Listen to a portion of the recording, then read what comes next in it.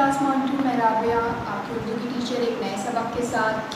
आज जो हम पढ़ेंगे सबक पढ़ेंगे आओ उर्दू पढ़े, हमारी किताब है, उसमें सफ़ा नंबर 11 है। और क्या पढ़ना है आज हमने? दो हुर्फ़ी अल्फाज को मिलाकर चार हुर्फ़ी अल्फाज बनाने हैं।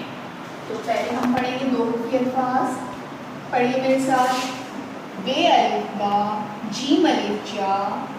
जब हम बे अलिफ बा और जीम अलिफ जा को मिलाएंगे तो क्या बनेगा? बाजा। ठीक है, दोबारा से पढ़ते हैं। बे अलिफ बा जीम अलिफ जा तो क्या बनेगा? बाजा। फिर अब आइए दूसरी लाइन पे। पे अलिफ बा लाम अलिफ ला। पे अलिफ बा और लाम अलिफ ला को मिलाएंगे तो क्या बनेगा? पाला। फिर है जीम अलिफ जा रे अलिफ ड़ा। जीम अलिफ जा और रे अलिफ ड़ा को मिलाएंगे तो क्या बनेगा? जाड़ा। चे अलिफ चा चे अलिफ चा चे अलिफ चा चे अलिफ चा मिलेंगे तो क्या बनेगा? चाचा। फिर है काफ अलिफ का टे अलिफ टा। जब हम काफ अलिफ का और टे अलिफ टा को मिलाएंगे तो क्या बनेगा? काटा। फिर है गाफ अलिफ गा टे अलिफ टा। गाफ अलिफ गा और टे अलिफ टा को मिलाएंगे तो क्या बनेगा? गाता। फिर है लाम अलिफ ला ये अलिफ या। लाम अलिफ ला और ये अलिफ या को मिलाएंगे तो क्या बनेगा लफ्ज़ लाया। मीम अलिफ मा नून अलिफ ना।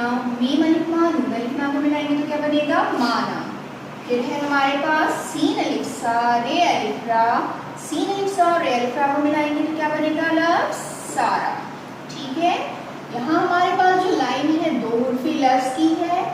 जब दो हुर्फ़ी लफ्ज़ और दो हुर्फ़ी लफ्ज़ को हम मिलाते हैं तो क्या बनेगा? चार हुर्फ़ी लफ्ज़। ठीक है, और ये पूरी लाइन जो है चार हुर्फ़ी अल्फाज की है। दोबारा से पढ़ेंगे एक दफ़ा फिर। बाजा, पाला, जाड़ा, चाचा, काटा, गाता, लाया, माना, सारा।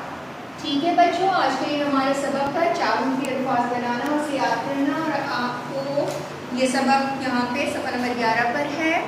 आओ उर्दू पढ़े में इस सबक को बहुत अच्छे से याद कीजिएगा। दो हुर्फ़ी अल्फाज पढ़िएगा पहले, फिर उनको मिलाकर चार हुर्फ़ी लफ्ज़ बनाइएगा।